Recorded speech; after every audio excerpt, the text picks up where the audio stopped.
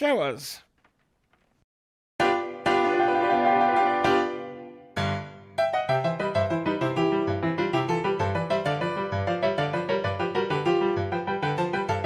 That doesn't really work, does it? Have you tried?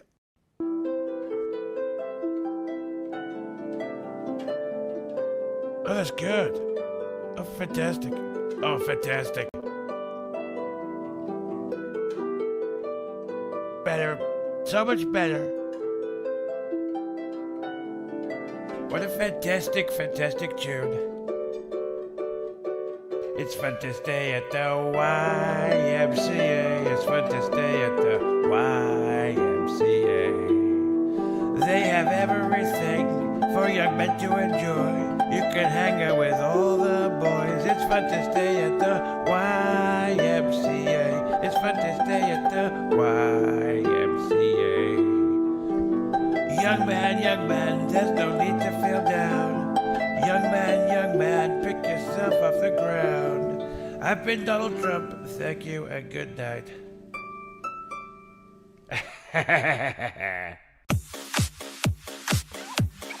And what size? This one's from Jeremy in Wisconsin. And it says, Toffee Brand Coffee is the best coffee in the world. Thanks for the grift. Anyway, I'm going to find out who this quartering character is. And when I do, he's going to get a bit of the old ice troll treatment.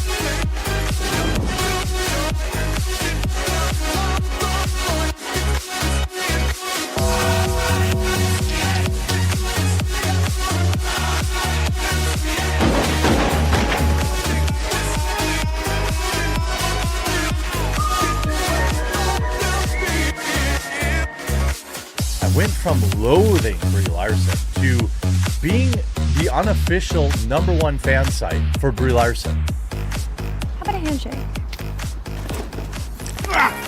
You're going to give me your jacket, your helmet, and your motorcycle, and in return, I'm going to let you keep your hand. Good afternoon, everybody. How are your Wednesdays going? Pretty good. Match my energy, Luke. Busy trying to make sense of all of this insanity as we are in the middle of what I would say is potentially the destruction of our political class that deserves to be destroyed. Okay. Will we get it? Will we get it? I don't know. Lots of questions, but we'll get into it in the video because there's a lot of different things that Thomas Massey's saying. Pam Bondi's like, oh my God, I'm shocked. Oh, yeah, I bet she is. I bet she is. I got a lot to go off on, but I've just been busy. I've been doing boxing training, tactical training, and hanging out with my chickens, preparing for the apocalypse. You know, the usual type of stuff. Did you name your chicken? Issue. I'm sorry? Did you end up naming your chickens? Yes, chicken head and chicken butt. All right, fine. Yeah, you really shouldn't name them if you're going to eat them. That's all. That's advice I can offer. Chickens. I set up hawk defenses. I'm going to set up more hawk defenses today because I have a lot of hawks. I looked up and I'm like, that's a lot of hawks, and they're federally protected, and you can't do anything about them, right? Well, Luke does. Luke does like he likes hawk. That's true. I'm like, oh, you gonna take my chickens? Not taking my chickens. And then I'm like, wait, hold on. Let me look up the federal law. Oh, it's a federal offense. And they'll get you for it too. Like Yeah. They're probably, listen, my conspiracy theory, the hawks and the pigeons, government surveillance devices. I'm telling you, that's how they get you. And the birds aren't real. I've seen the bumper sticker. Yeah, absolutely. The government shut down. There were no birds, according to some people online. But anyway, I'm joking. Yeah, I definitely saw birds during the government shutdown. Okay, I'm sure. dealing with it. Yeah, I had a bad I thought I saw week. birds. Yeah, my channel is still going down the tube. So I opened up a new channel just called Lugardowski. And my number one supplement, there was a major issue with it. And we just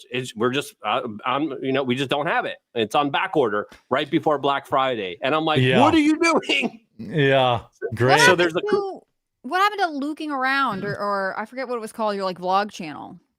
Yeah, that was it really wasn't. It wasn't really worth the squeeze. I mean, I was doing like really cool behind the scenes type of stuff, and I still have about 10 videos of me like getting suit advice from like Roger Stone, and then Josie, the redheaded libertarian, baking a pie with me. We baked the end the Fed pie, and doing like really cool stuff. That would be a good one before Thanksgiving.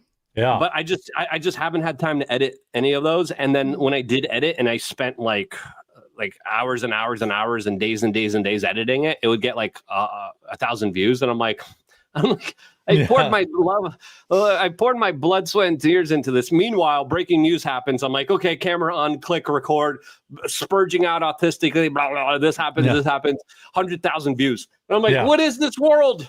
What is this world?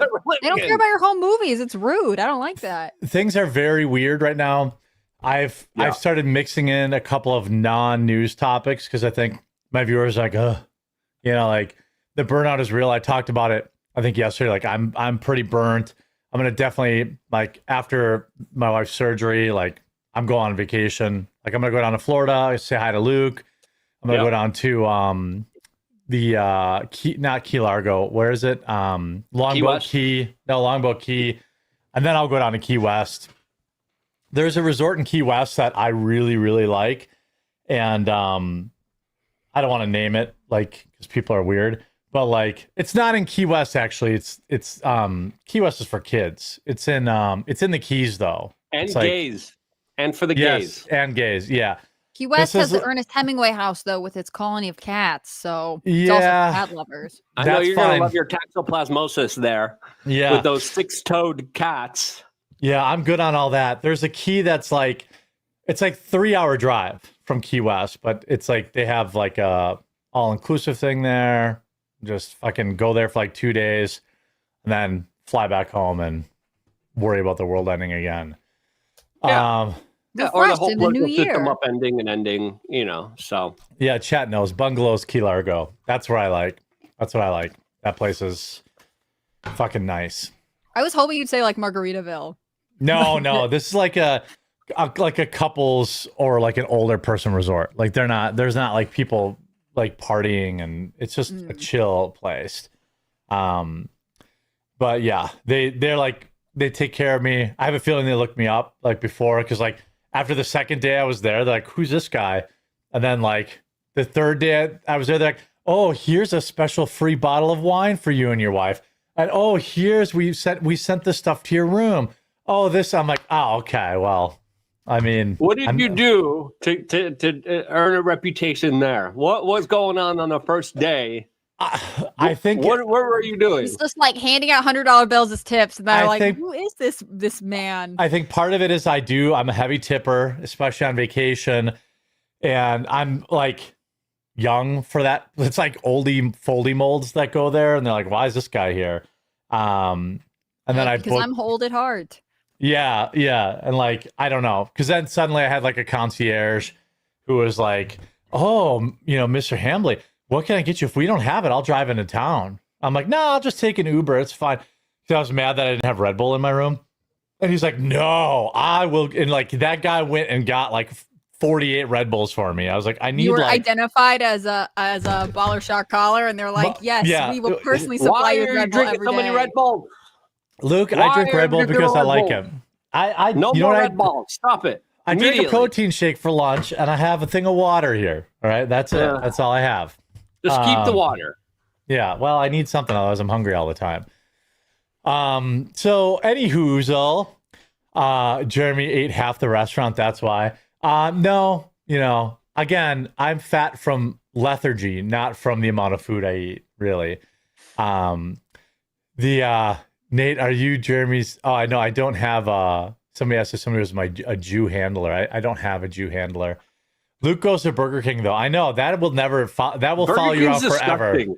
You I ate only there. go there for the hat, and that's it. I don't get anything else other than the hat at Burger King. I'm pretty sure when you came to my Nothing house, there was a fucking Dunkin' Donuts bag in your car. I don't want to be. I mean, I may be misremembering I'm that. on the road and I needed coffee. My goodness gracious! They don't serve coffee in a greasy brown bag, Luke. Over and start to grow my own freaking coffee beans The on the question side is, of the road. did you keep the greasy bag? Do we have evidence to submit to the court?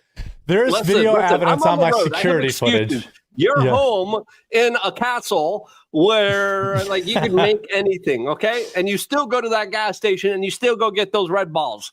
Enough with the red balls, okay? Look, I like my balls red, and I make no apologies for it. So do some vitamin Bs, get some vitamin D, vitamin B supplementation, and that's your energy drink, and you'll have the same thing, and it just won't be as sparkly and tasty on your taste buds for 5 seconds, which doesn't matter. Luke is saying a minute on the lips, a year on the hips. Jeremy. That's right. That's exactly what I heard there. Thank you. So let's talk about all the news. Since I saved this video because I always like to save stuff for our, when it makes sense for our various. Yeah, we have a panel expert on Poland right now. I just wanted to see if he can confirm or deny this as being true. This is a Polish guy trying to just get through his day. Long day. Time for some Coca-Cola. This looks great. Wait. How did this get here? The rest is Coca. Wait, what is this? This is time to buy eggs for big muscles. Wait, what is this? I don't need this. I don't know why this is here. We need eggs for... How did this get here? I swear I just put eggs in my... I just love that when he pans back, there's like 100 of them instead of just a second. Like there was not one shot. He panned back, there's like 30 shots. Well, there's a dozen because he got eggs.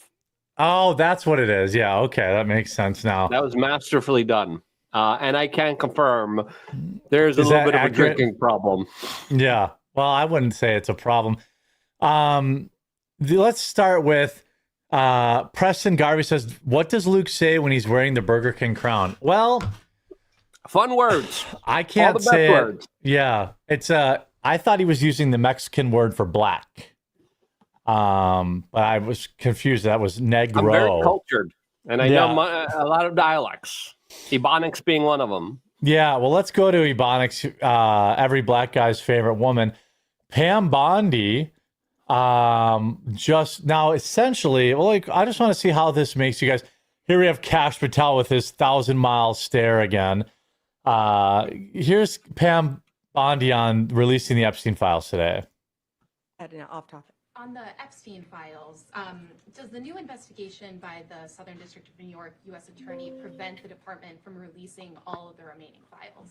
So we have released over 33,000 Epstein documents to the Hill, and we'll continue to follow the law and to have maximum transparency. Also, we always encourage all victims to come forward. Liar, pants on fire. I mean, good. He lied throughout the entire statement. Sorry, I just have to get go ahead. It just really is kind of infuriating. The 30,000 things that she released were already released, right? Yep. Yes, we're going to follow the law. She's claiming that she needs judges' approval to release the files. She does not. She has the files. They have the financial records. They have what led up to the search warrant and the evidence beforehand with his first arrest. Yes, they have all that. First arrest, but with the first search warrant, they have the information that led up to probable cause. They have the probable cause information. They have all of this stuff. Now they're saying if you're a victim, come forward now. After all of this, when they were saying just a few months ago, hey, we have to respect the victims, therefore we're not releasing these files yet because we have to redact them. Now you're saying, hey, victims, come forward. Now you're going to listen to them after all this time. Are you kidding me? Such just absolute blanket disrespect for anyone paying attention to what's going on here. Now, in this new discharge petition, there is wording that specifically says for national security interests, she can redact whatever she finds interesting. So if the Epstein files drop, and it's another big disappointment like the RFK files were, because we still never got the full RFK files. When it's a disappointment. Let's just... When it's a disappointment, absolutely correct. We could thank Pam Bondi, who has shown that she's willing to take orders no matter what the reputational risk is to her, as her reputation is already down low, and it's only going to get lower from here. Sorry, I just had to go off on my rant. No. Hannah Claire, what do you think when you hear... To me, it sounds like she's just setting herself up for like weasel out. Like, like, do you use this methodology on men in your life? Are you like, I don't know. We'll see what the law says about dressing my child as a pumpkin. I think the ambiguity of some feminine statements is part of the superpower, right? But in this case, she's here to serve the American people, and I don't know that this is as promising. Especially, it's not a great look when it's like almost unanimous in the House, almost unanimous in the Senate, and then you get the Justice Department being like, well, we'll see what's going on. Like, it's a little bit of a damper on what otherwise would be a very unifying moment. I mean, the fact that all the political parties in the House -1 came together and were like, we're getting this stuff out here. Trump has signaled he'll sign it, to be like the holdup, or at least the like potential squeaky wheel is not good. I want to unlike you two, I don't know why I'm breaking with the core here. I want to have hope that like something will come of this. Because I'm frankly surprised it even got this far. I'm glad. But it's an uphill battle for Sweet Pam. Hope is like fentanyl. In the beginning, it's like, oh, this is so wonderful and great. We're going to make it happen. And then you're dead. That's how hope works in politics. We're screwed. Another thing, she literally came out a few months ago with a DOJ letter saying, no further investigations needed. It's a closed case. Nothing to see here. Now she's talking about new additional information. What? Now you got new information? I sent you that clip. I got it. Clip. When you get new information, then that means you get to open up another investigation, which means you get to redact stuff.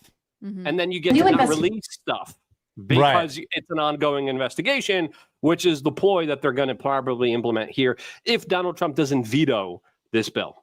By the Southern District of New York U.S. Attorney prevent the department from releasing all of the remaining files. So we have released over 33,000. Wait, this is not the right one, is it? Is the one before this? This is a clip it's a different one. I got it. This one. The one on Tucker? No. This is a longer one, and I think in the end she says new information, additional information. Right. New investigation. You got to fast forward to what we just played, but then she kind of goes on. For the DOJ regarding what we assume President Trump will sign into law with the Epstein files. Is this going to be on the Justice Department website? What are you doing here over the next 30 days, as we understand it? We will continue to follow the law with maximum transparency while protecting victims. Oh, boy. Yeah. When you say follow the law, Madam Attorney General, do you mean that you will provide all the files by 30 days? We will follow the law. The law passed both chambers last evening. It has not yet been signed, but we will continue to follow the law, again, while protecting victims, but also providing maximum transparency. I mean, this means nothing. Like, who's a victim? We had that. I mean, I had been pretty okay with the Senate majority leader, or the House majority leader. Who am I thinking of? What's his name? Johnson is the House. Johnson, yeah, House. He had a meltdown last night. He's like, I'm really disappointed they passed it, and I'm disappointed that the Senate didn't add amendments. And I'm like, that's brother, like, what are you doing? Why are you? So I'm gonna go down here, I think, to provide maximum transparency under the law. Wedding, Madam General. On Ryan Wedding, you mentioned, Madam Attorney General, the issue with the new information that you just indicated, is the department seeking information perhaps from the Epstein estate, because Mr. Blanche did not have that information when he interviewed Ghislaine Maxwell, What new information? And would you limit the new investigation to just those named persons that the president talked about, or is this a broad, open-ended investigation? I would refer to the Deputy Attorney General's post that he put out on X, and this means they're going to find another thing to investigate, and they're going to say, well, we can't release everything because it's the same. By the way, it's the same thing. I don't know if you followed the same bullshit that Kash Patel pulled about Thomas Matthew Crooks. Yep. They're like, oh, well, how did Tucker Carlson get all these YouTube comments that are very obvious online footprint? And he's like, well, we have ongoing investigations. What? The dude's dead. What ongoing investigation do you have? They said there was a trial, but they can't mention the trial. What trial? The guy's dead, and they cremated his body and then washed off the roof in a few hours. What are you talking about? Yeah, Kash Patel, all-time disappointment. What are you talking about? Look at his body language here. Look at his body language here in the back. He looks like someone is they got a gun to his back from behind in an unpleasant way this whole time he is there. It looks like he's getting he's got a remote control butt plug in that somebody's pressing every time and lighting a fire in there. He's very uncomfortable. He's very unhappy. And he's like, just stand tall, keep your head up, stand tall, keep your head up. But this isn't the guy that we've seen on every endless podcasts. He looks real comfortable going on Timcast IRL talking about how he's going to make you the declassifier in chief and how he's going to turn the FBI headquarters into a museum on day one. Yep. He looked real confident when he said that. Now he's just like, oh man, I wonder what my country music sensation girlfriend's up to right now. I really wish I wasn't here. But there's someone on YouTube for $50 said, not a Fed account, said, we will get nothing. Donald Trump admin was the last chance. Where's Israel's investigation into Maxwell? Is the UK Parliament starting a look into the royal family? Just a reminder that 9/11, COVID were the last time we saw such unanimous voting. That's a pretty big black pill. Yeah. The UK has the best way out because they can just continue to be like, well, we've removed more things from Andrew, pushed him further into the closet. It gives the illusion that they're doing something while just basically using one guy as their fall guy. But the UK police officially released a statement saying, hey, even though we have witnesses, this is when Virginia was still alive. Yeah. They're saying, this is not something we're going to investigate here. Officially declaring, we have timelines, we have surveillance footage, we have witnesses, we have everything to kind of collaborate the story. But we're just not going to look into it. So, the royal police has been covering up children being hurt by the royal family for a very long time. They're very good at this, allegedly.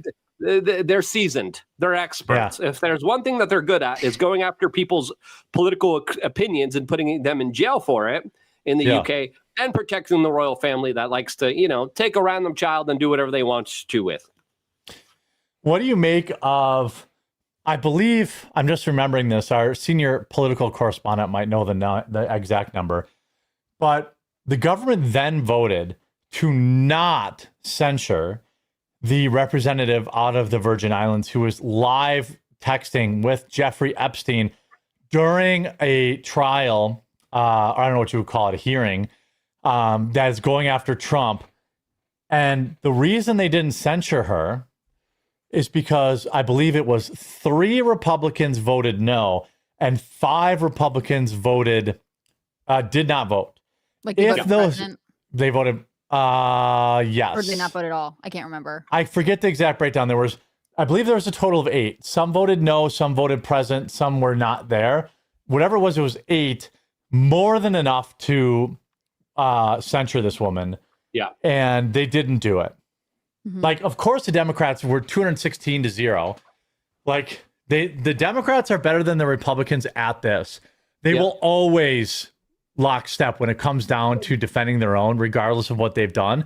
Then Republicans are always like, my principles.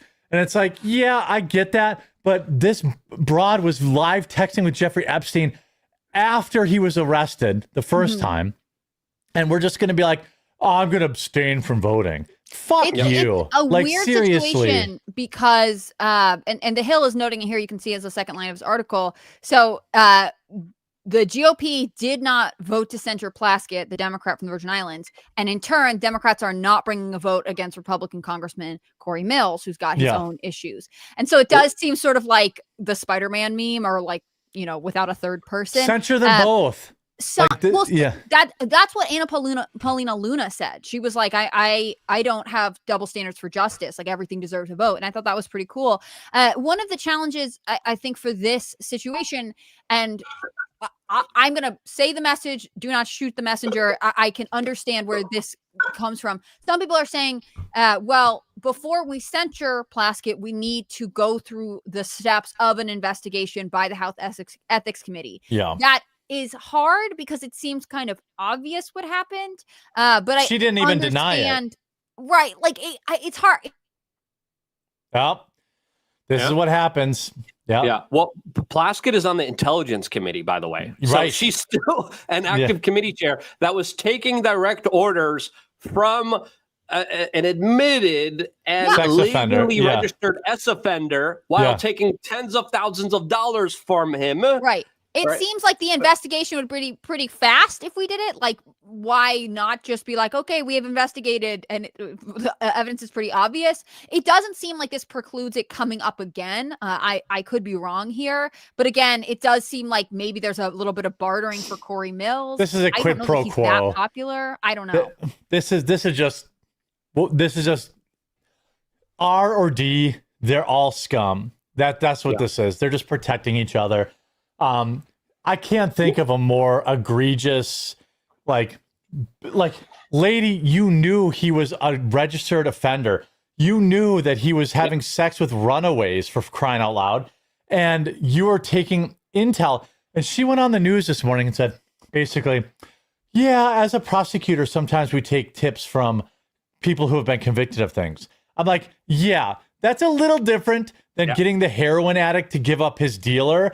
You're talking about Jeffrey Epstein. You brought, like, lady, give me a flipping break. It's also, not the same. In that scenario, the heroin person is not donating to your campaign. She was colluding with an S-predator behind the scenes in order to try to take down Donald Trump. Right.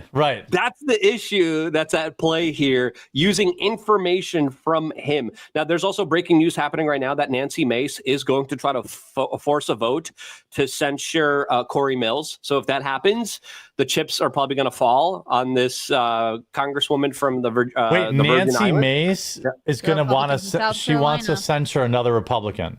Yeah. I mean, it really means nothing. To be honest, like, it's not like they get boosted from office. Like, it's like a demerit. Well, it's unless like they're George Santos, right? Right. Yeah. It's like a disadulation from the office. Mm-hmm. But it can get you removed from, like, committees and stuff. I mean, and at the very least, she's on the Intelligence Committee, so I would like her removed from that.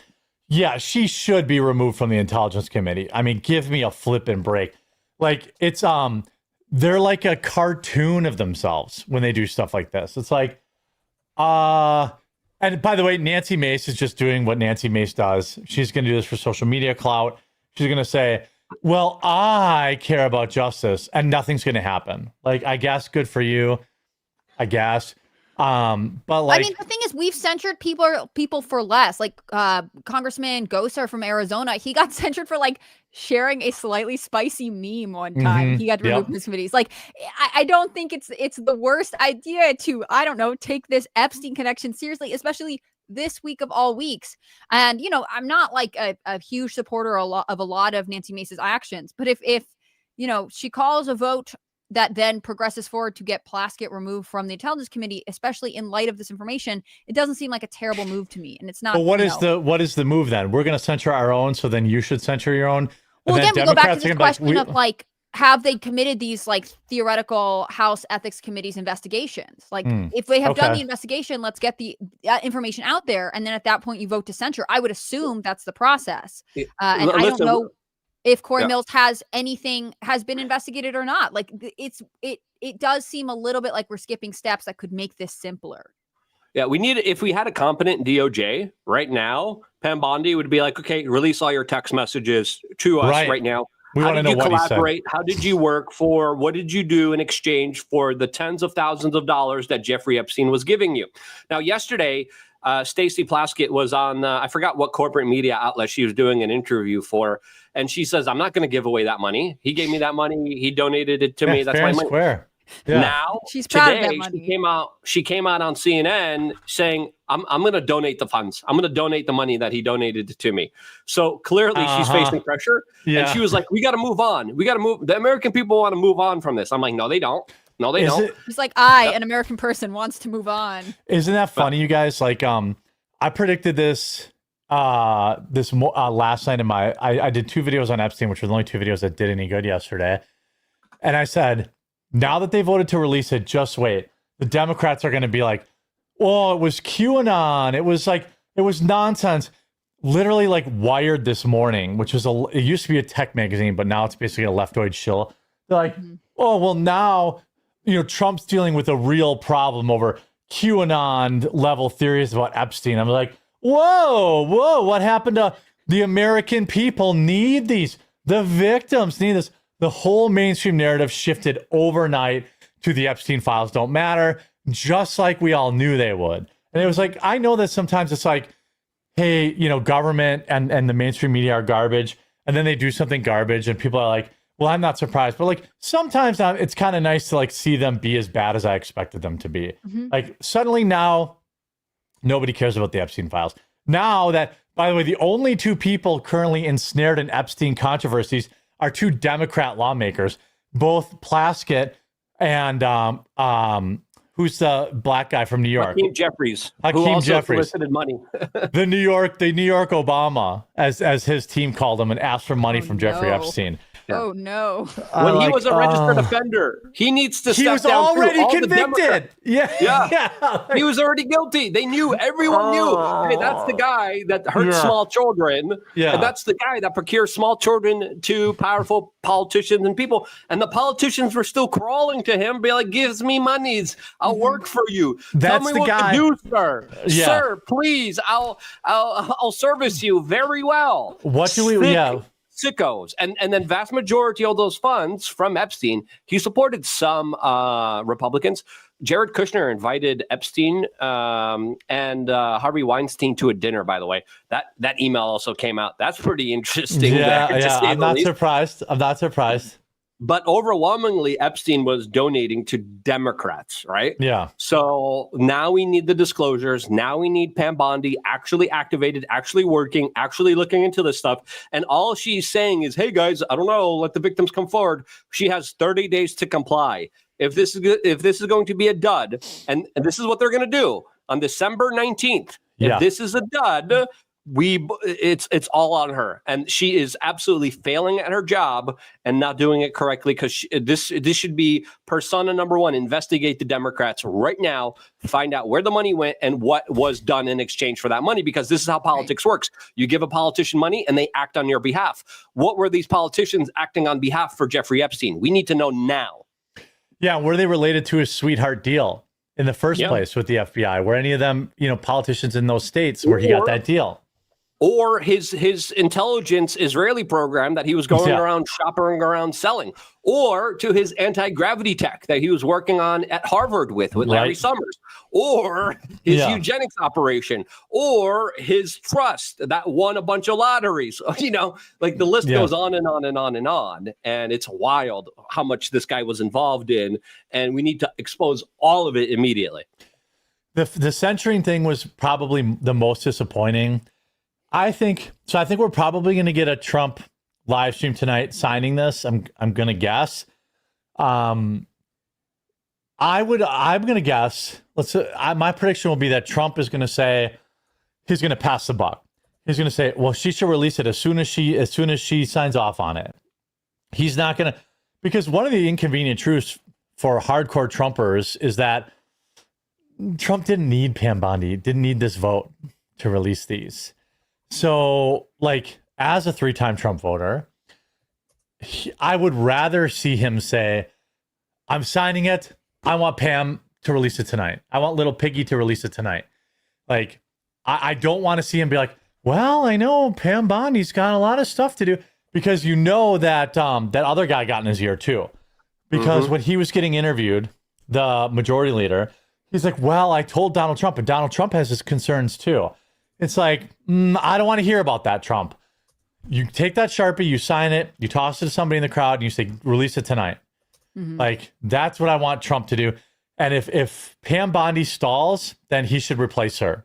Like, every day that goes, right. You know, like maybe this is where we see a shakeup in the DOJ if there is a stall. I can't say for sure, but it seems like this issue has really come to a head because, as we've talked about before, it is ultimately one of the biggest roadblocks for the Trump administration right now.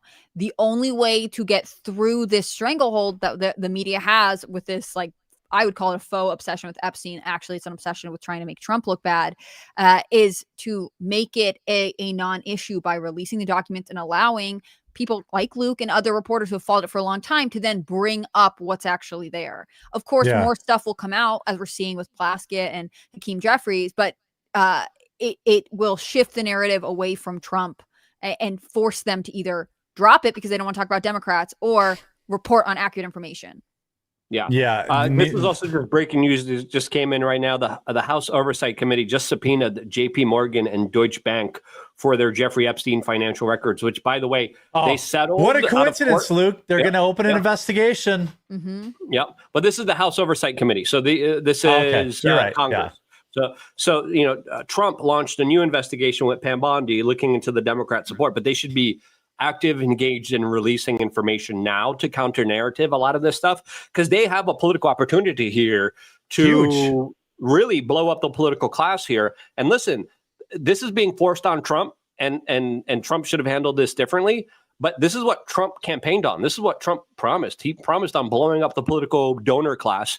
This is the perfect way to do it. This is the perfect way to look into all of that. As right now, we have to understand, JP Morgan and Deutsche Bank settled out of court with the victims to a very high amount not to release the financial kind of doings of Epstein, who was moving around billions of dollars mysteriously from unknown places. The financial records are something that Trump could release right now, and it would show us where all of that money was going. And guess what? It was going to a lot of Democrats. There's a lot of money moving forward, changing hands, probably with individuals like Bill Gates, probably with major big-time Democratic donors and big-time players that need to be exposed right now. That would be a huge bombshell. You know who's sleeping really good at night right now? Basically everybody, first of all, like on this panel. Luke, for example, has been on this, I mean, you know, 15 years. He's been on this 15 years. This is the best pre-Christmas present Luke could have gotten. But I mean, like, I'm, and then also people who are like, you know, my position's always been, I don't care if Trump's on the list, release it. So like, you're not going to convince me that there's anything in there to be worried about, like, or that we shouldn't be releasing. When this dude comes out, why can't I remember this guy's name? The majority leader, what's his name again? Speaker Johnson? Mike Johnson? Mike Johnson. Yeah, the speaker. Sorry. When they're coming out and being like, well, there's national security issues. I'm like, bitch, that's why they need to come out. We believe that there are national security issues contained in the Epstein files. Like, what are we doing here? Yes, obviously there are national security issues in them. That's why we want them out. If it was just about Epstein banging hookers, nobody would care. Okay, we want to know who in the government covered for him. You will never not convince me that that first deal he got with the FBI, somebody got bought off, somebody got blackmailed. People don't talk about that enough because his subsequent suicide, air quotes, was a bigger story. But if you want to get just educated on that deal, there are several documentaries out. I don't know, maybe Luke can recommend one. But just look at the first deal he got, where like intelligence agencies weren't even talking to each other. And they were like, oh, this guy from Georgia just gave him a sweetheart deal with the FBI. He wasn't even in Florida, if I'm remembering that correctly. You know, the FBI agent wasn't even in Florida who was like negotiating this deal. And am I remembering that right? Luke, do you remember who gave him the first deal? It was an FBI guy who like had no business involved in Florida criminal offense, I think. This is where there was victims that the FBI knew about all the way in the 1990s. Alex Acosta. Yes, Alex Acosta. Thank you, chat. Yeah, well, Alex Acosta was the AG of Florida. Now, okay, right? but not the AG of Florida. I'm talking, yeah, right. Southern District of Florida's U.S. Attorney Alex Acosta. No, but wasn't there an FBI agent where they were like saying he was an asset? There was some FBI thing. Well, I have to go back.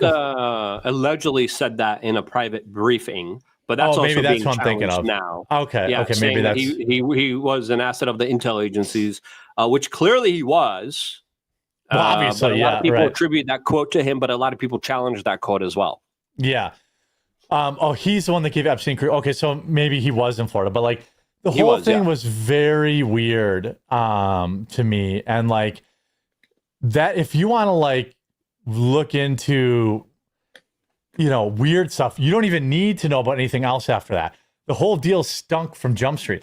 It was like when they give Bill Cosby immunity. The guy raped like fucking 50 women, and they're like, well, he makes the Jell-O commercials. It's like, wait, what? Yeah. Excuse me? What? If I had done that, if I had drugged and raped 50 women, I guarantee you I wouldn't be right now living out my life with hundreds of millions of dollars in the bank, just enjoying the twilight years of my life. This stuff happens all the time. And what I'm curious about Pam Bondi is, is she protecting her own now? Is there going to be stuff that, is tied to Florida? Yes, that is tied to Florida. Yeah. Well, she wasn't the attorney general when the Epstein saga unfolded. That doesn't mean she didn't have friends, though. I'm saying, and she was still active in Republican Florida politics, I think. I'm not an expert on Pam Bondi's life, but I just, states become small communities when you're operating at a certain level. Yeah, but the FBI does a lot of this stuff, especially when it comes to like the whole debacle with what happened with Larry Nassar is just another case. Yeah, clearly the FBI not doing the right thing, and then in many instances you could argue aiding and abetting people who hurt small children. So this is nothing new. It has happened before. The Acosta guy needs to be subpoenaed. He needs to be investigated because everything he did when it comes to the handling of that case is extremely suspicious, extremely weird, extremely unorthodox. It was all first time ever kind of stuff. They never, that's not how they act or active. Yeah, right. Exactly. Yeah. I mean, the conditions, Epstein was a registered S offender, but he didn't have to follow any of the registered S offender protocols like most people do. Staying away from schools, announcing your flights, making sure there's no children around you. He didn't have to do any of that. He was able to be scot-free afterwards with no consequences at all, as the victims weren't even told about the sweetheart deal of a lifetime, which is absolutely extremely strange, as the victims here were labeled prostitutes. I'm like, right. What? Like that is just absolutely wild, absolutely crazy. And even the search warrant was extremely weird because when we look at a lot of the search warrants, they're usually kind of very vague. So it allows investigators to see certain things. This was extremely narrow, more narrow than it usually is, right? Mm-hmm. Where it said, you're going to open up the safe, you're going to get this. If there's other stuff in there, you can't do it because it's not in the warrant. So it was extremely detailed. And there was probably back channeling with Epstein's legal team working on his own search warrant against Epstein. Right? Yeah, that's right. Probably what happened. I can't confirm that.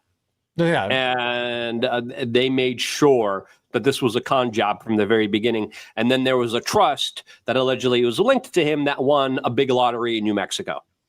So right afterwards. Yeah. Just regular things, everyday things for everybody. Somebody wins the lottery every day. Luke, calm down. Think he's not allowed to win the lottery?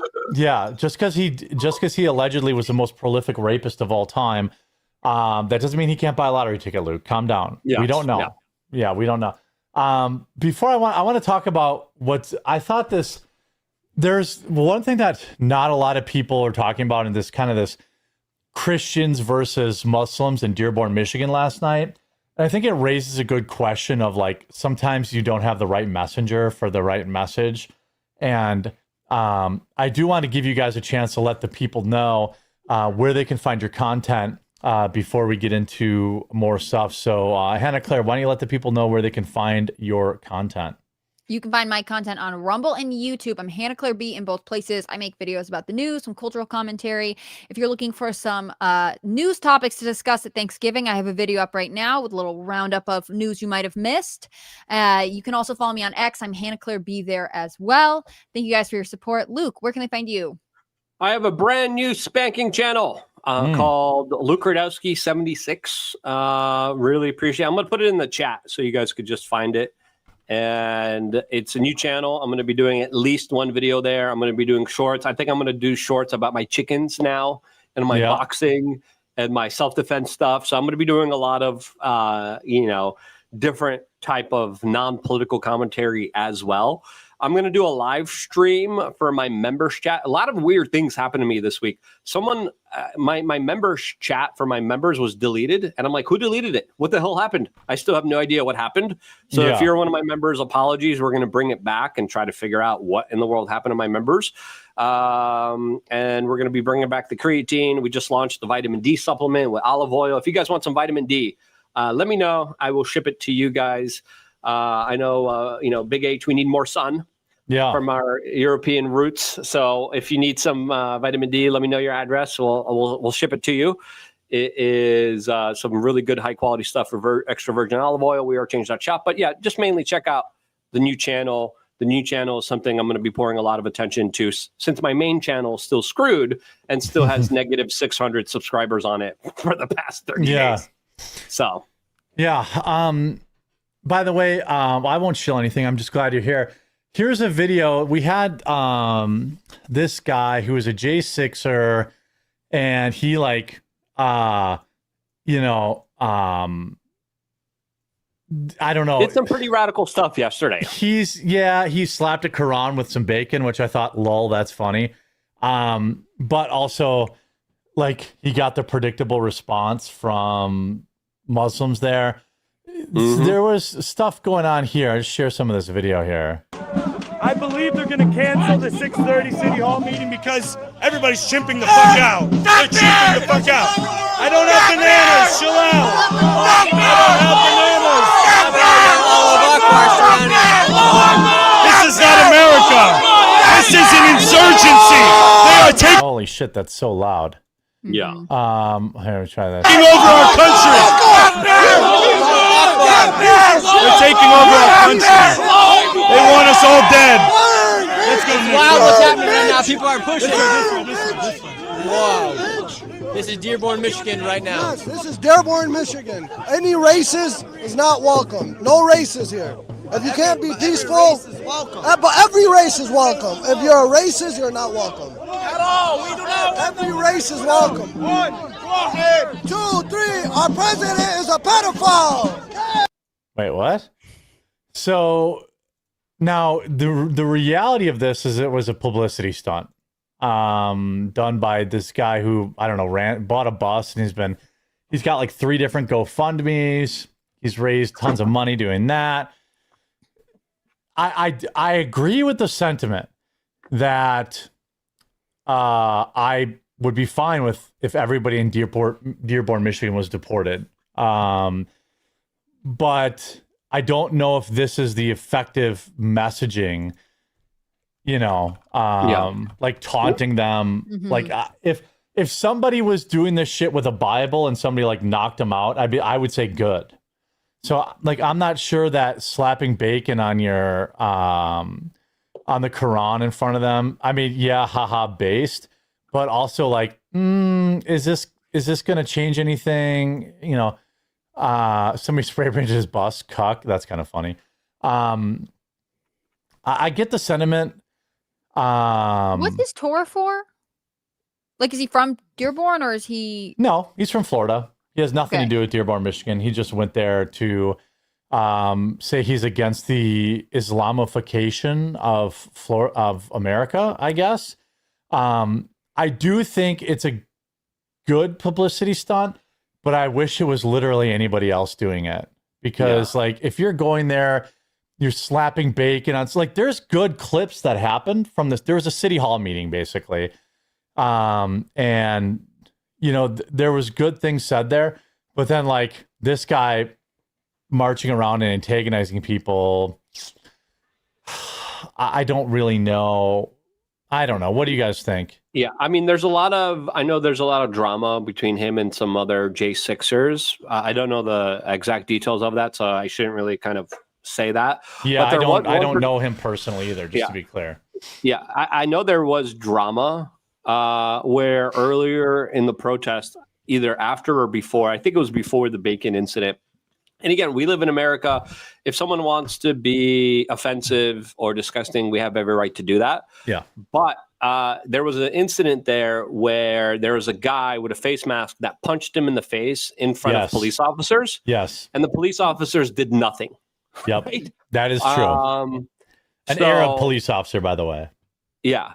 Yeah. And many times this guy's talking about being peaceful as they're literally punching a guy and, pushing him out of the way and not being very tolerant.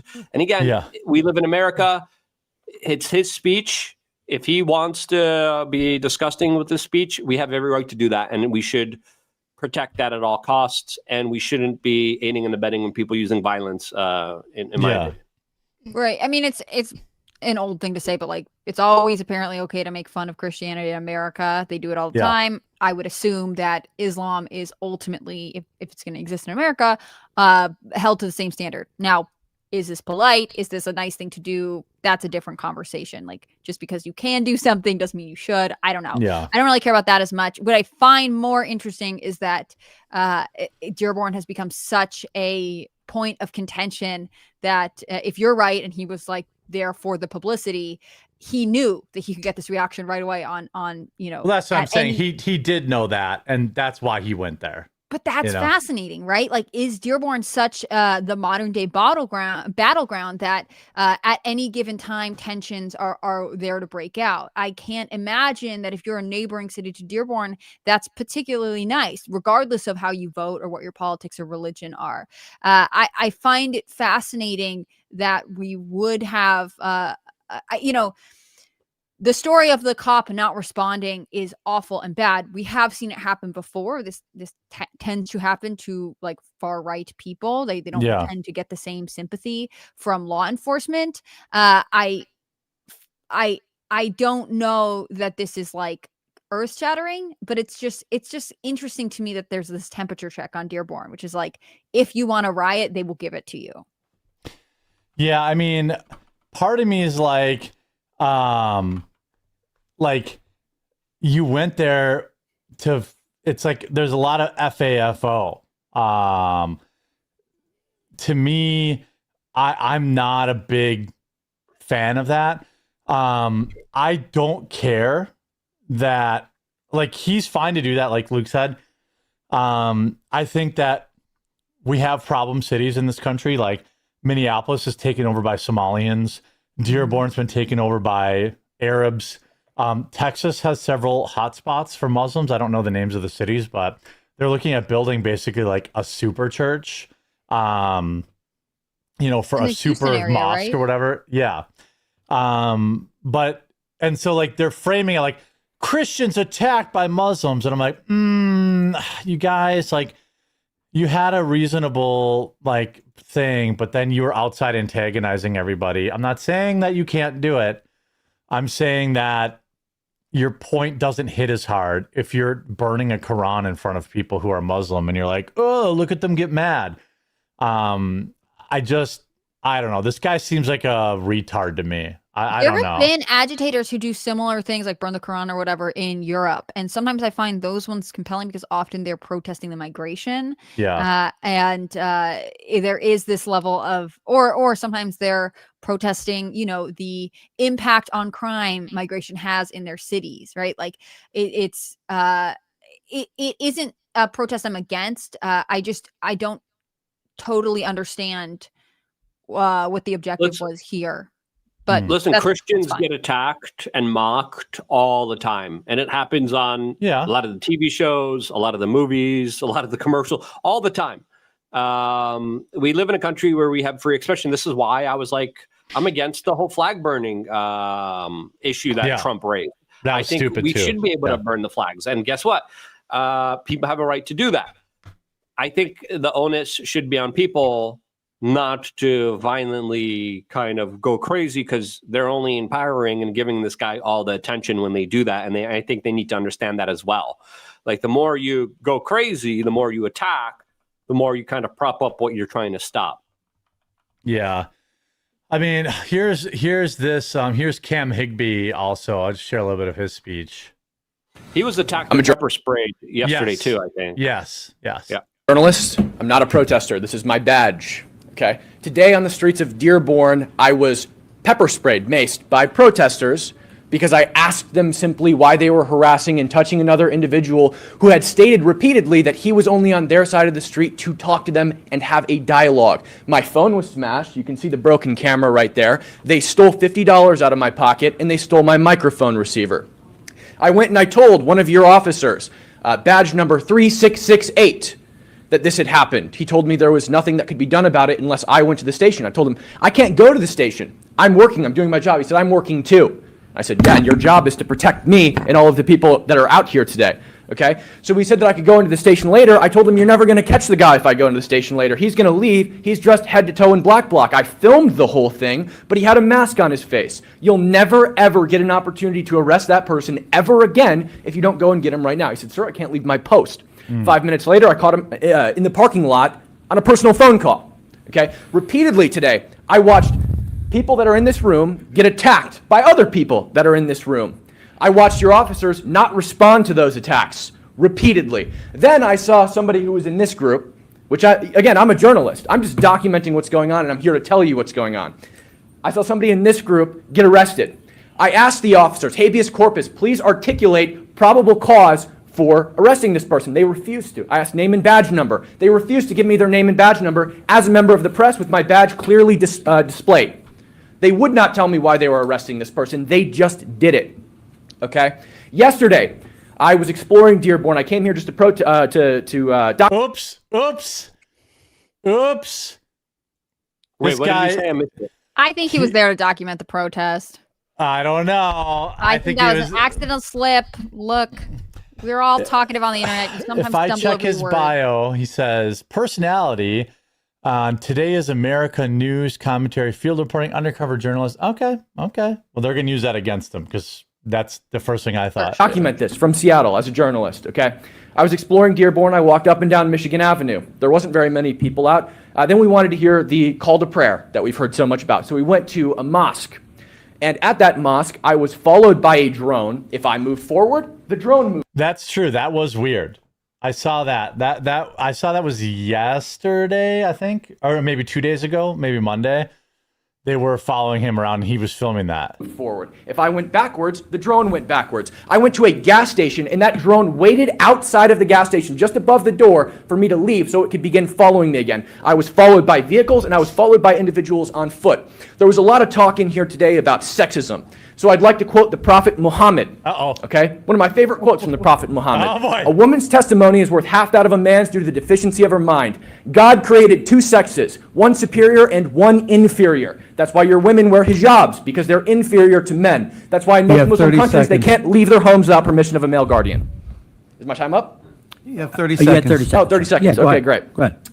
Yeah, I think I shouldn't feel like a dhimmi in my country. That's what I feel like in Dearborn, Michigan. It doesn't feel like home. I feel like a dhimmi, a second-class citizen, which... Again, he's not sounding very journalistic here. I mean, he sounds like he definitely agrees with he's one obviously side got or an the angle. other. Yeah, it's not partial. I do think... I mean, will say, based, fine. This is a compelling, more so than the other clip that we watched. Yes. To me, this is pretty compelling. Documentation of the fact that this is hypothetically an American city, but actually it's not. That he is, experiencing a certain amount of surveillance because he's not a part of the community that has basically laid claim to Dearborn. Like that is fascinating. I think this is what's compelling. And I'm sure he had a very warm welcome in the streets after this. It's most interesting certainly to me. Well, this is the thing, like it matters what happens in countries and what happens to their cultures. And I go back to what I said, like if you are neighboring Dearborn and Dearborn is looking at you and going, the citizens there are like, we don't want racists here. You can't criticize us. Like that's a racist thing to do. But actually, at any point you're subject to drone surveillance and potentially being harassed in the street and not protected by police. Yeah. I don't know that we need to just continue this spin of, well, it's the racist fault. Like, it seems like there is a critical problem in Dearborn. Yeah. Some of the viewer messages we're getting on Rumble, this one in from Big Hook. Muslims and Jews have more in common than Christianity. Nobody dares to insult or offend them. Well, Christianity is publicly mocked and murdered. One side is violent, the other side is peaceful. Yeah, I mean, that's not untrue. McCall says a more effective stunt would be just doing normal things like eating pork, recording calls of prayer, and closing down liquor stores, women wearing normal clothing being harassed. Yes, that would have been better to document. That would have been like, and then it was like, is this the America you want to live in? You know, I think that would have hit harder. Well, Mike says they don't dare go across Tyreman Avenue with that nonsense. That's Detroit to the north of Dearborn. Most of them are afraid to cross Tyreman. I lived in Dearborn back in 2008 after I left the Army. Yeah, I mean, I'm sure that they don't. I'm sure they just are happy with their little homogenous Muslim enclave that we allow them to have here. I mean, imagine if we were announcing some sort of Christian call to prayer across a major city in America. That would not be tolerated. But because it's Muslim, it's fine. You know, it's the Buddy Cash says a power move would have been to pull out another Quran when the first Quran was taken away. Eventually, they realized that the Qurans are full of bacon too. Extra points for dipping sauce included. That would have been kind of funny. Just have an endless supply of them. The Wolfman says Luke has a new spanking channel. He does. Go subscribe. That's Gotham right. Met Brand says, new spanking. I love seeing people who were pounding the desk to release the files now squirm that they will be released. Peter Schrader says, Luke, what are your thoughts on Loomer citing that the GOP has a Nazi problem? This reeks of 2015 liberal alt-right propaganda. Yeah, I mean, it does. I don't think it is a problem. It's only a problem because of the kind of hysterical reaction to young kids saying controversial stuff. And the more you're hysterical about it, the more they're going to say controversial stuff. It's like, look, like we touch this button and they freak out. And the young kids who aren't even really, you know, some of them aren't really believers on it. Just like, okay, that's where they don't want me to go. That's where I'm going to go. So their approach is creating their own monster in their own head that's making it a lot bigger and manifesting it by obsessing about it and making it their number one core issue while distracting from the real issues that are more important than ever for the right to get their ish together. Because if we don't, things are going to not look good for us. And they're a big faction of the base that is trying to self-police and close the Overton window, which is ridiculous and stupid and idiotic. Yeah, that's a great point. Like, you tell kids with VPNs to not say something. Most of them probably aren't even racist, but they're going to say stupid shit. Exactly. Like, because you tell them they can't. Like, it's a tale as old as time. Yeah, there's a famous meme of the racist and his friend groups, and his friends are like from like all different racial backgrounds, right? The right-wing racist, and with their Asian friends, black friends, Indian friends, Latin friends. Meanwhile, the white liberal people living amongst themselves insular that are like, stop being racist. Yeah. You know, racism is truth. Racism is an ability for people to break the social and create more social cohesion, actually. Mole Gear says, afternoon, I was in D.C. all day yesterday. Shout out to Thomas Massey for getting me a pass to be in the House Gallery yesterday for the Epstein vote. I saw it in person, which was really cool. That is really cool. Nice. Congrats. The Wolfman says, one person on this panel has exclusive Pentagon access, but I can't say who yet. So he could have something. Good time. Yeah. Did someone here sign the report? I don't know. I mean, I don't know. Yeah. I'm not going to dox anyone specific. Yeah. The Wolfman. So Bonnie's basically doing what judges did when blocking DJT on the deportations. I guess she really is going to see you next Tuesday. Love y'all. We'll see. Maybe she'll just rubber stamp it. I have a feeling Trump's going to be like, yo, rubber stamp this. We can't have another week of this bullshit on the news cycle. Yeah. Trump might sign the Epstein files today. He might sign for it. That's what Jeremy said earlier. Are you guys going to go live if he does? Or are you going to react to it? I'll probably make a video, but I probably won't go live. And I'll go live when they release the files. But like, 30 days from now. If Luke they're will be gonna, busy yeah. going, actually going through them. 29 days, 23 hours, and 59 minutes from the second that he finishes the P in his signature. Then maybe we'll get it. Panic kind of says, Jeremy, make sure you thank Luke for coming back as co-host. He does an awesome job. We all miss you, Luke. Hey, man, it's not like I pay the guy. All right, like just you keep putting the pressure on Jeremy. Pressure him more. Give him more crap. Let's go. Yeah. PJ Strader says, then right before it, he says, quiet Luke, I work at, that's someone else. Quiet Luke, I work at Red Bull. Jeremy indirectly pays my bills. You're spreading butt cancer. I'm fine with it. Morgar says, afternoon shout out to Thomas Massey. Oh, I got that one earlier. Yeah, shout out to you, bud. That's very cool. And over on YouTube, Mana Yud Sasha says, the neocon said that we... Uh-oh. Big neocon got me. The neocon said that we have to fight them there, so we didn't need to fight them here. The neocons backstab the American people. Well, one of the things that a lot of people don't talk about is that when they got into this stupid war, okay, that's half the reason we have so many flippin' Afghanistan-American migrants here. Like, how many did we fly out? 1 million? Did we fly out after that stupid war with Afghanistan?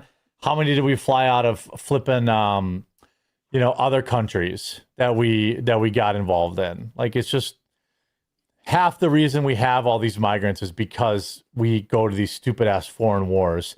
Yeah, and, Libya definitely, creating the pipeline to Europe. That was great. That was really smart. Yeah, that was neat. Yeah, everyone loves that. I wanted to, I've got to go let someone in quick, but I want to share this thing here with you guys. Talking about H-1Bs. Try not redeeming it while I'm gone. I'll be right back. What did he say? I don't know did you see this one? I haven't seen his comments yet about this particular one. I haven't seen this one. It's not looking promising from the quote. You can't come in and open massive computer chip factory for billions and billions of dollars is like being done in Arizona. I'm going to wait till we hear it from Trump specifically himself. Luke, I'm curious. So when the documents come out, do you have like a team of people you go through them with? Like, how do you handle this kind of thing? Well, there's like a search button where you go through all the files and you do control find. And then through the like 15 years of hyper focusing on this, I'm able to find different stuff that I'm kind of looking for personally myself that are kind of have like people though that you like I assume there's a lot of information. Do you have people you work with or like kind of, is there a community of researchers going at once? Yeah, we have a chat and we're like, what are you guys seeing here? Let me know. And then we kind of start the conversation there and we kind of share everything that we kind of go through there. But it's going to be interesting because I don't think we're going to get much, to be quite honest with you. I think it's going to be a letdown. Well, every time they say like we're releasing declassified information, I'm like, yeah, but how much has been declassified? Like, what are we doing here? Like the JFK stuff was disappointing because I knew people that were expecting a lot to come out and then it never did. And it even says in the JFK files from the White House website that we had to make sure we didn't release stuff that I think it was something regarding national security. And again, national security gets just used and abused in Washington, D.C. You talk to anyone in Washington, D.C., they're like, everything, it just gets overly classified for no reason at all. It doesn't need to be classified. It becomes classified, and it's ridiculous. So now, with the public demanding truth here, I mean, a lot of people were saying that this issue is going to go away. A lot of people were saying, oh, this is not important. Trump made the statement. They said the investigation's over. And I'm like, no, this is only going to start to be a major issue. And it has, and it's going to continue to follow through here. We were just going off because we didn't see the video. You guys up. Yeah. yeah. We didn't know what he said exactly because he's been kind of wishy-washy on this issue. Because on one hand, he has the $100,000 fee. We don't know if that's still active or not. On the other hand, he's like, yes, we need more of this because Americans are incapable. And I'm like, what? Like, as people are losing jobs more than ever. Yeah, it is a messaging thing with him. The tax, as far as I know, is still in place, but he's got too many people in his ear.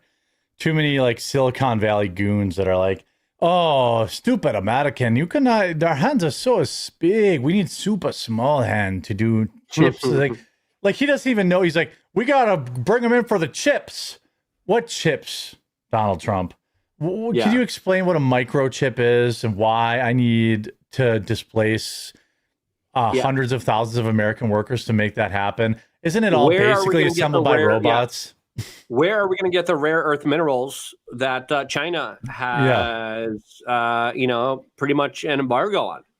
Right. I mean, they say there might be some in, was it Arizona or Alaska or something like that? Alaska, I think. Yeah. They're going to tap that keg eventually. Eventually Alaska will get completely consumed by oil and chip businesses. They've held out long, but there's just too many damn resources there, and it's unfortunate. But the chip race is crazy now. I'm hoping that sounds bad when you mention I know. Well, I'm hoping that like this stuff just chills out. Like we can't just keep expanding forever and ever infinitely. Like how much capacity do we really need? And I believe that right now is probably the highest demand in history for chips. So GPUs, graphic processors, CPUs, all this kind of stuff. Every state, one thing that I wish someone would talk about with a bigger platform than me is just how like the flyover states in this country are getting ass raped by AI data centers. Yeah. Like they're putting them in, they're putting one in a half hour north of me in the middle of nowhere. And it's like, oh yeah, well, we just bought like 20 farms. And then the fucking mayor's like, well, this is better than having some industrial farmer in here. It's like, dude, what about the 20 family farms that you basically forced out?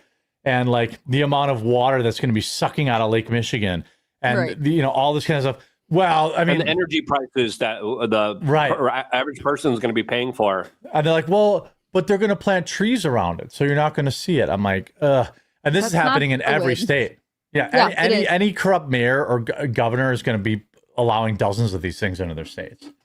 Yeah, Trump yesterday with the Saudi prince was bragging about how he is allowing AI companies to create their own power centers to fuel and run their data centers. I mean, Mark Zuckerberg is literally building nuclear reactors near his AI data centers, right? That's huge amounts of power and energy that is going to be produced here. But the question remains, and I think it's on everyone's mind, energy consumption and production is like pretty consistent, but our prices keep going up. There is a cost to the average person that is not being talked about or translated or understood by the vast majority of people that needs to be explained and needs to be stopped because it is increasing the cost of living pretty significantly. Yeah. Right. Do you guys ever hear about Crypto Lake? There was this lake in upstate New York, a crypto farm had set up there, and they were pumping water out of the lake that they then used to cool the machines, which obviously raised the temperature, and then they poured it back into the lake, and the lake temperature literally rose, and people were concerned about the fish population. People who lived in the area were concerned with the long-term effects. I think that a lot of this, like, we're planting trees around it, so actually the environment's good, is a way of actually putting it out of sight, out of mind. I was like Bill Gates. You see that? He's like, I pay a company $9 million a year to offset my carbon footprint. I'm like, bitch, you're still flying around in a private jet. Yeah. So you admit it. It's actually anything. You don't care about it. You just want the PR at the end of the day. Yeah. And the company is probably one of his companies that he just uses as a way to probably launder his money. He's not going to pay someone else. Google too, at one point, all these companies had these huge, but we're actually for the environment initiatives for years. I think it was last year, Google had to report that it did not meet any of its environmental goals because it was investing so much money into AI. And therefore it was generating a lot of essentially carbon and energy related consumption. I think, the other report that, this is a little bit off topic, the other report that I was thinking of is how much AI technology and its expansion is actually taking entry-level jobs. So if you're in Tennessee right now and your mayor is both destroying the family farm by allowing an AI data center to go in and also destroying your potential corporate ladder job, you're not winning. I don't understand. I know ChatGPT is all fun and games. You can ask it questions, it talks to you, but it seems extremely dark to me. I think we are giving away a lot more than we're getting. Well, I mean, did you see that story about these people in New York that got caught using like Bangladeshi like customer service people and paying them like $2 an hour, and then they were using them as AI, or digital assistants, like that's a job some kid could have worked for $7 an hour. Everyone saw that video of that hotel checkout. You're talking to some like Pajit about checking out of your hotel, and it's like, I don't want this. Like, I will not go to a hotel that does that. Like, not interested in it. Doc, what are you eating? I used to for a long time. Hey. My cat's eating something he shouldn't. Hold on. Go on. Okay. I used to for a long time refuse to use self-checkout because I was like, no, that is a grocery store worker's job. They should be there. This should be an interaction that I have. But unfortunately, in a lot of grocery stores, it'll be like 17 self-checkout options and one person on an actual checkout lane. It became difficult to avoid. And the hotel kiosk thing makes me feel the same way. Like, you could try, you might be able to always stay at a place that has someone working, but increasingly, if there's nothing done, everyone is going to get replaced either AI or with cheaper labor abroad. It's exactly. And then the old way of life is just going to become too inconvenient. It's going to be too it's just going to be unavoidable. And they're slowly going to grip the technocratic AI control grid where you have to do it because there's no other way of participating in regular life. I'm going to use the restroom. I'll be right back on that note. Yeah, it's like that. Even like I had to do customer service for, I think, United or something like that. Their customer support chat was clearly AI. And like, when it's clearly AI, it's like I just get so demoralized. I'm like, well, this is going to go nowhere. This is definitely not going to solve anything for me. And of course it didn't. And so I had to call, and then what was I met with? A Pajit. So I didn't even get I got nowhere. Somebody's like, Sarah, would you like to refund your ticket? And I was like, oh my God. I was setting my internet somewhere once, like after moving, and I got kicked to like 12 different foreign-based customer service people who got increasingly aggressive. One of them told me I was stupid for not also signing up for an internet bill. And I was like, they want you to like switch your cell phone service. I was like, you guys are messing up my internet. Why would I now trust you with another thing? Also, this is so hostile. Yeah, like, chill the fuck out. You money. You're being ridiculous. Yeah, this is all very bad. I don't know if Luke's back already. Must have been just a number one. Here we have OnlyFans models speaking at universities. Let's see here. Oh, Lord. Okay. Guys, what the fuck?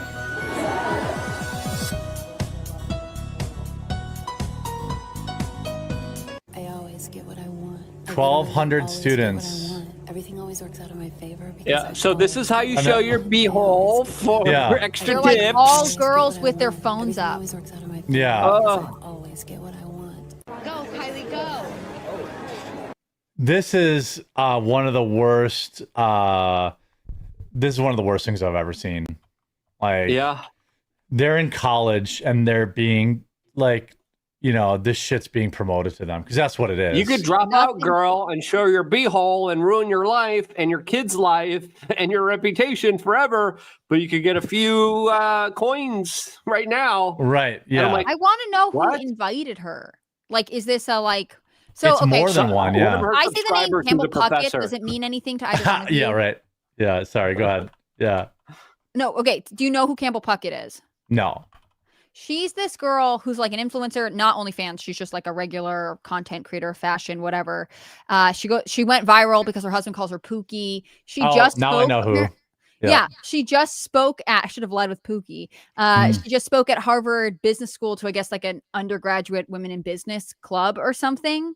And it's kind of interesting because it's like, but she's college educated. I guess she does run a business. Her husband isn't, like, there's something there. But obviously, the club was like, who would be a get? This famous influencer. In some ways, that's what this is too. But I would be curious what our OnlyFans model's business advice would be, or unless this is like what a like feminist, like sex positive talk. Why is she there? Yeah, this is meme. So what's your job? I'm a model on Instagram. I'm a soldier on Call of Duty. Like it's like, and you just whatever university this is, if they're getting any kind of financial aid, like University of Washington, right? UW. Oh, is it? Oh yeah, UW. Yeah. So like, I mean, what are we even doing? Like, oh, by the way, look at the professor right here. Can you see this? Hold on a sec. Look at there. He's a pervy gooner. Look at him. Gee, I wonder. Gooner. He's goonering. He's gooning. 100%. Chant. Oh, and then we have some Bobs and Vagine in the crowd here. Yeah. So we have biggest adult content consumption coming from India. Not a surprise. Yeah. I love how she's like, I'm smart. I'm wearing a lady's business suit with no pants, and like she's a fun fashion business lady. Yeah, she's a whore. But the girl with the microphone, right? Who's like, this is probably a student. No, I think that's the brown-haired girl, right? Oh, here? Oh, okay, Yeah. maybe. I don't know who these like. Oh, you're right. Yeah. I literally always get what I want. Everything always works out in my Yeah. favor. Okay. The blonde is the student. So it's like, I'm a whore. I want to be a whore. And I'm going to bring this girl in here and be like, let's validate it.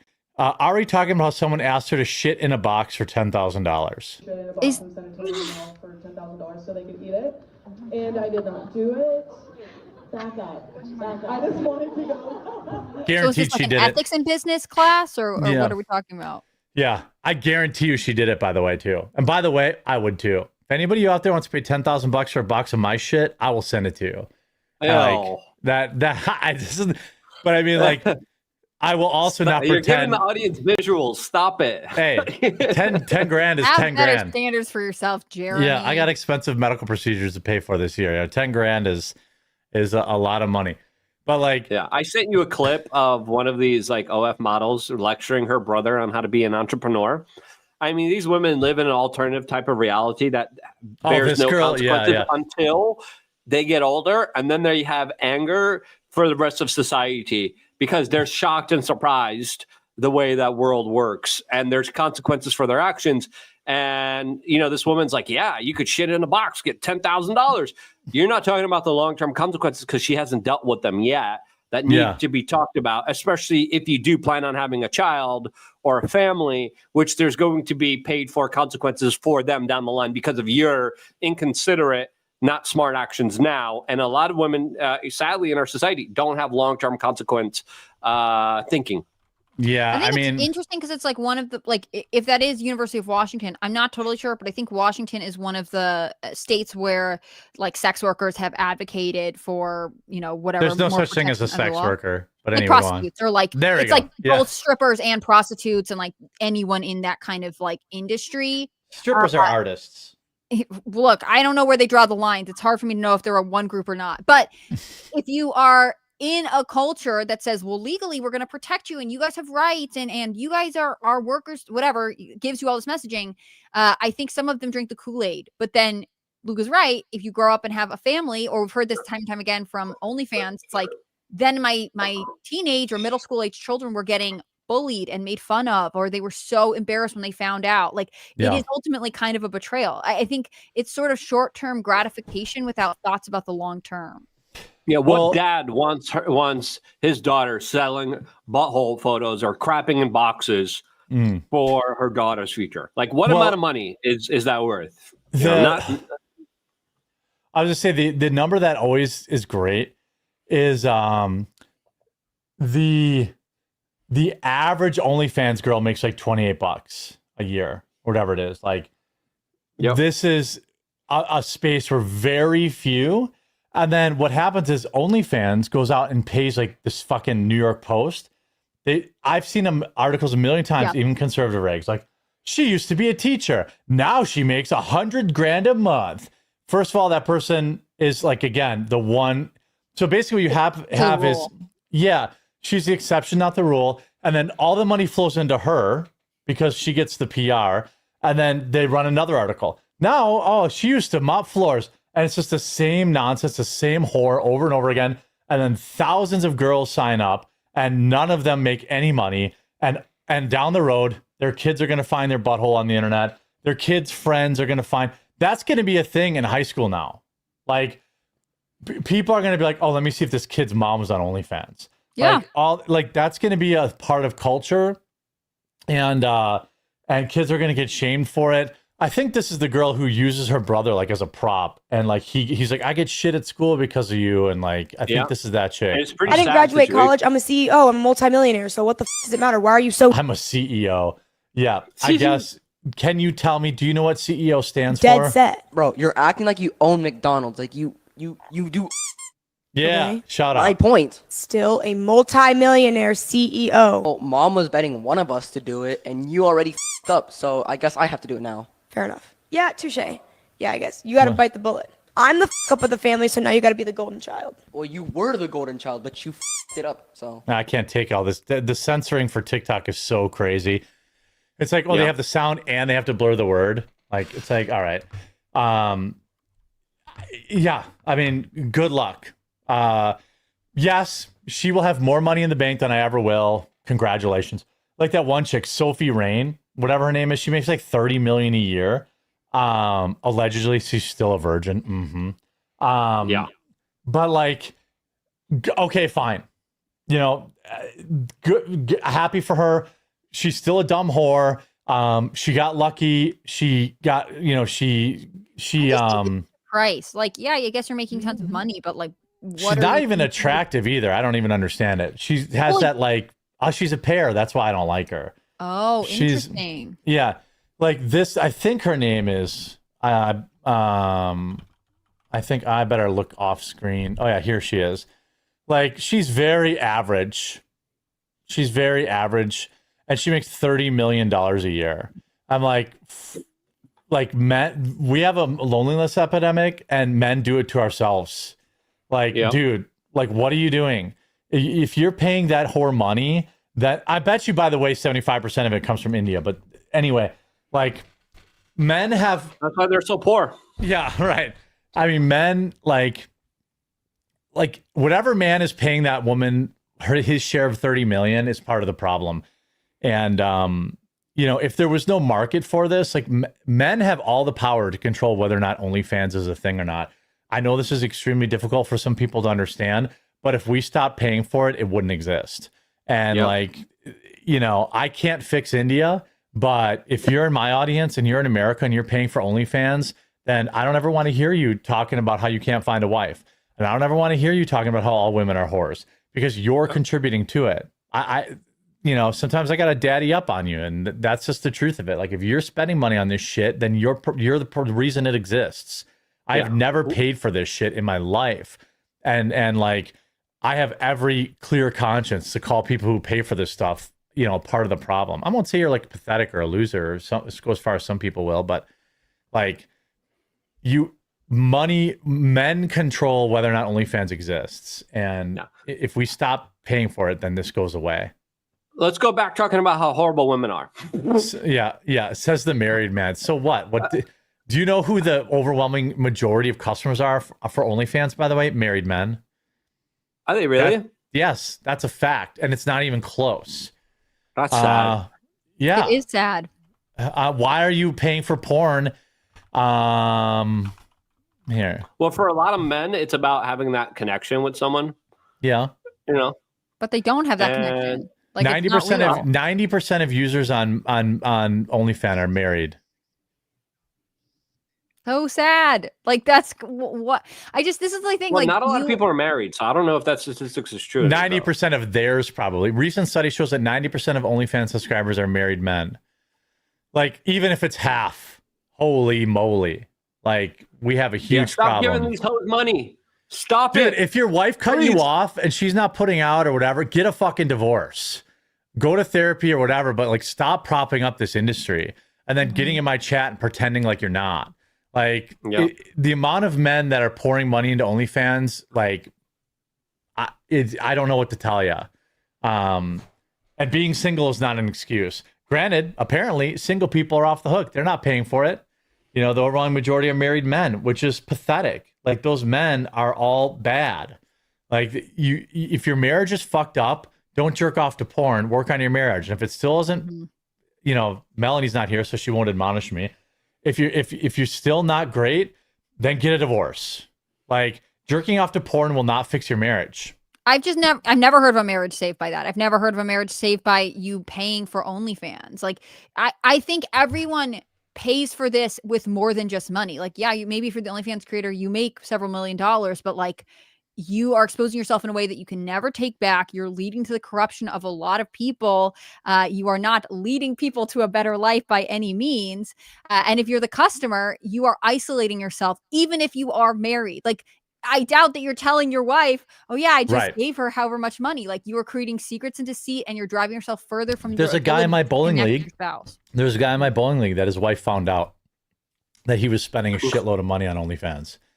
And I'm like, marriage over. Like, if I found that out, that'd just be it. Like, marriage over. What do you mean? Someone just said Jeremy promoting divorce. I'm promoting a better alternative to porn. Yes. I've been going to church for 2 months. I don't think I'm the guy to speak about what God would want you to do. Well, I'm like, but I don't want to promote divorce. I will say it's still adultery to me. You know, like, yes, if you're of course, like your marriage is paying over. for and lusting after someone that's not your spouse, like, that's not okay. I can't tell any church would be like, well, that's the loophole. Like, no, it's not. Yeah. And women pay for this stuff too. And, you know, I think oftentimes also bad. Right. Jeremy says, wives not putting out, or they use sex as a transaction. Well, then divorce them.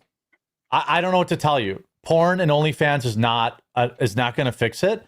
Also, if you've tried therapy and if they want to do that, I know many men who have gone through this with their wives. And yes, it is a real thing where women use sex as transactionally, or they lord it over men, or they withhold sex, which the Bible speaks out against. The Apostle Paul in Corinthians talks about that. Funny, you're entering church right as your church covers this. Yeah, but he's like, the Bible, look what it says here. Yeah, the pastor, when he was talking about that, he's like, now guys, don't go home and, like, you know, but like, and I would argue, like, if you're like, yeah, she just never is interested in me, like, look around your home. How are you participating? Right. Like, is there a reason for that? It's complicated. And I'm not saying women don't do it, but like, I think your first attempt should always be to save your marriage, save your family, than to be like, well, I'm just not getting what I want, so let me just pay for it via OnlyFans. Yeah. Well, there's been a lot of toxic masculinity out there, but I think another topic that people don't like to talk about is there's toxic femininity out there too, towards extreme levels. Now, the toxic masculinity has been pushed back against, has been talked about, has been kind of dealt with in one way or another.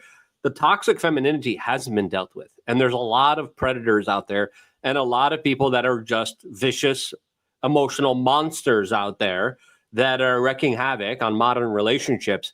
And I think we need to have that conversation on both sides of the spectrum. But now, if you look at, especially what like people are looking at TikToks and a lot of the kind of Instagram reels, it's all men ain't ish. Use men as much as you can. Make them take you out to the nicest, fanciest dinner.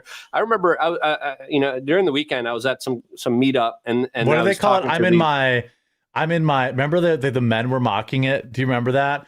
They're like, I'm in my bling bling, or no, oh my god, rain. I forget. Chad, help me out. Sorry, go ahead, Luke.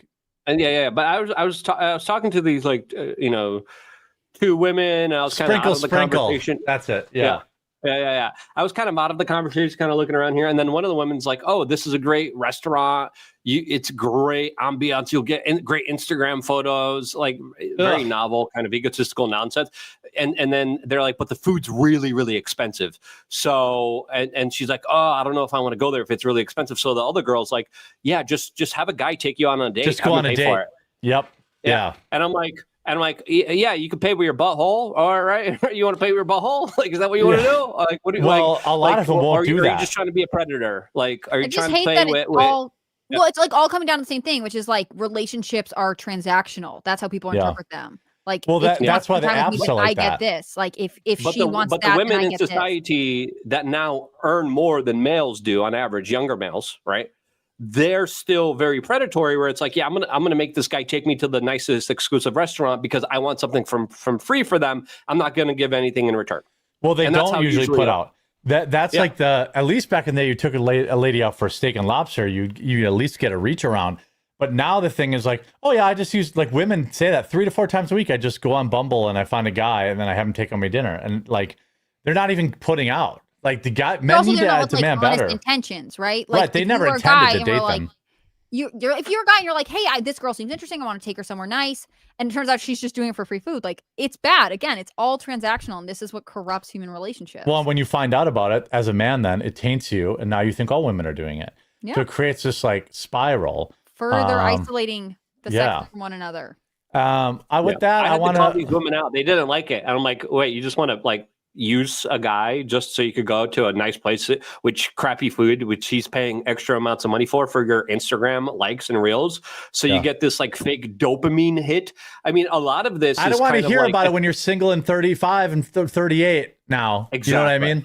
Like, and listen, a lot of these women collect attention just like hoarders hoard trash, right? Yeah. And it's just piling up, and they're never actually going to use any of it, right? And they do that on the dating apps, they do that all on Instagram, and it's like they're being gamified and programmed to be these type of predatory vampires that produce and do nothing except live in this kind of fake, egotistical, crappy lifestyle that they later have to take massive amounts of antidepressants to deal with. What did you think was going to happen here, Karen? What did you think you were going to do when you live so vapid, egotistical, and empty forms of life?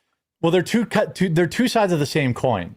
There's the women who do that nonsense, right? Like, oh, I'll take advantage of men for a free dinner. I deserve this, blah, blah, blah. And then there's like the man whores.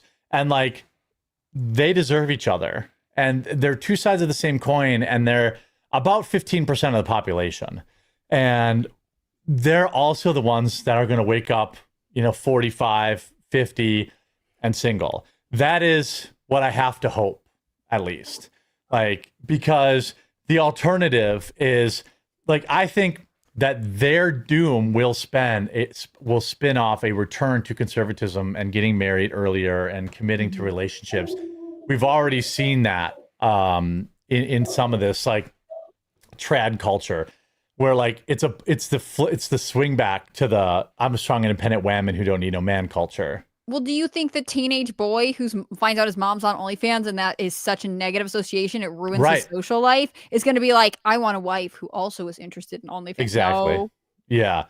I'm going to say Honky Kong says, accountability in women, a Venn diagram of non-converging circles. Hey, look, I'll say this. Plenty of men, too. There are plenty of men who are whoring around on these apps. And then they're like, oh, I don't want to get married. I have time. And then they're going to be 45 and single. And then all the good women are going to be gone. And then they're going to be single forever because because they've never learned how to be a good partner. They've learned how to be transactional. They've learned how to say the right things on an app to have sex with a woman, but they never learned how to be a boyfriend or a partner. And so they're the same thing as these women. Like, they're going to end up getting married and be wildly unhappy because it's all that's left. Yeah. And I have to believe that's what God has in store for this because, it's the natural outcome of it. Why don't you guys let the folks know before I kick us over to I was going to be Russell, but he just signed off. Wait, is he live?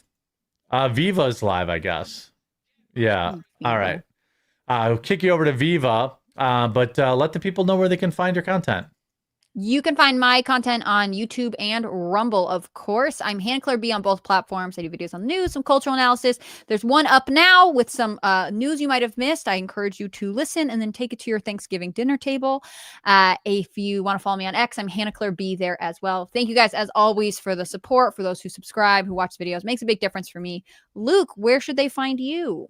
My new channel. Go check it out. Luke Radowski 76 at Luke. I'll just post it in the comments so you guys could just click on it. Brand new channel. I'm going to be devoting a lot of time, a lot of weird stuff, boxing, chickens, self-defense, and lives. So Luke 76. I've been through so many different accounts. So yeah, brand new channel just opened up yesterday. Really appreciate everyone who could help out, subscribe. It means a lot to me, especially if we're able to grow it early on.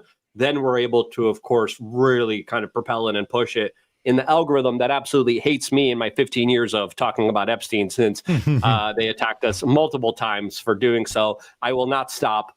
All the videos are now about Epstein on the second channel. Go check it out and let's propel it to the moon. Yeah, I noticed today both my videos about Epstein yesterday did very good. I uploaded a video today about Epstein and it tanked. It's like YouTube's like, nah, we don't. That's enough. Yep. That's enough talking about Jeffrey. You're going to go back to talking about female characters, boobs, and cartoons. All right, everyone, go say hi to Viva Fry. And we will see you tomorrow for Astrocast. Yeah, 2:00 Eastern. So be there. And we'll see you guys then. Bye, all.